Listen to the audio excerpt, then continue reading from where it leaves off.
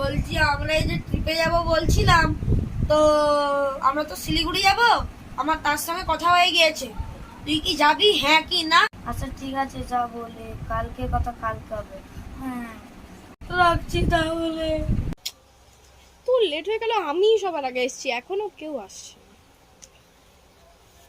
উফ, তুই যদিও এলি, সে আরেকজন কোথায়? সে আসেনি, তার জন্য এখন আরো ওয়েট করো। চুর বাবা, কি আর করবি, এখানেই বস।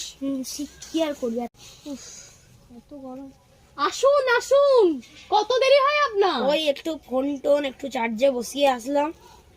সত্যি, চল এবার যাওয়া যাক, দেরি হয়ে যাবে, ট্রেন ধরতে পারবি না ভাই। চল চল চল চল।